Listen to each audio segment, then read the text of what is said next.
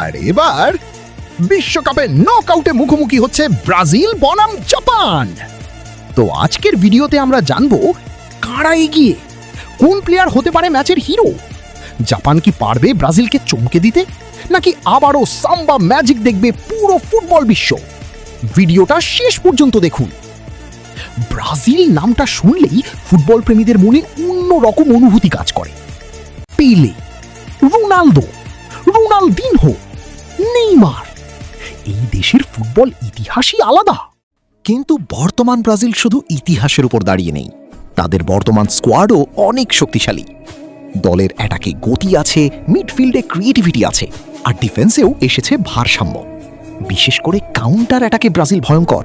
তারা খুব দ্রুত বল নিয়ে সামনে উঠে যেতে পারে, একটা ছোট ভুল করলেই প্রতিপক্ষকে শাস্তি দেয়। আর বড় ম্যাচে ব্রাজিলের মানসিক শক্তিও অনেক বেশি। কিন্তু এবার প্রতিপক্ষ জাপানকে ছোট করে দেখার সুযোগ নেই। এই জাপান আগের সেই এশিয়ান আন্ডারডগ না, এখন তারা ইউরোপের বড় বড় ক্লাবে খেলা ফুটবলার দিয়ে তৈরি দল। তাদের সবচেয়ে বড় শক্তি হচ্ছে ডিসিপ্লিন এবং টিম ওয়ার্ক। জাপান কখনো একা একা ফুটবল খেলে না, পুরো দল একসাথে প্রেস করে, একসাথে আক্রমণে যায়, আবার একসাথে ডিফেন্সেও নেমে আসে।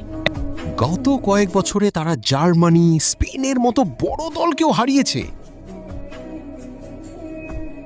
তাই ব্রাজিল যদি একটু আত্মতুষ্টিতে ভোগে, তাহলে জাপান ভয়ঙ্কর চমক দেখাতে পারে। এই ম্যাচের সবচেয়ে বড় যুদ্ধ হবে মিডফিল্ডে। ব্রাজিল চাইবে বল দখলে রেখে আক্রমণ করতে, অন্যদিকে জাপান চেষ্টা করবে দ্রুত প্রেসিং করে বল কেড়ে নিতে। জাপানের হাই প্রেস ব্রাজিলের ডিফেন্ডারদের ওপর চাপ তৈরি করতে পারে।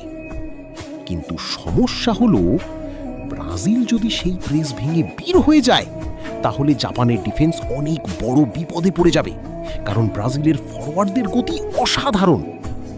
আরেকটা বড় বিষয় হচ্ছে সেট পিস। নকআউট ম্যাচে অনেক সময় একটা কর্নার কিংবা ফ্রি কিকই ম্যাচ ঘুরিয়ে দেয়। ব্রাজিলের হয়ে সবচেয়ে গুরুত্বপূর্ণ হবে তাদের অ্যাটাকিং স্টাররা। তারা যদি জায়গা পায়, তাহলে কয়েক মিনিটের মধ্যেই ম্যাচ বদলে দিতে পারে। অন্যদিকে জাপানের হয়ে সবচেয়ে গুরুত্বপূর্ণ হবে তাদের মিডফিল্ড ও উইং প্লেয়াররা, কারণ কাউন্টার অ্যাটাকে জাপান খুব দ্রুত উঠে আসে।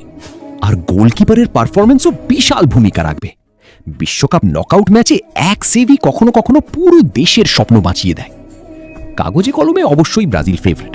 তাদের স্কোয়াড ডেপথ, বড় ম্যাচের অভিজ্ঞতা আর ব্যক্তিগত স্কিল সবকিছুতেই তারা এগিয়ে। কিন্তু জাপান এমন একটা দল যারা কখনো সহজে হার মানে না। তারা শেষ মিনিট পর্যন্ত লড়াই করবে।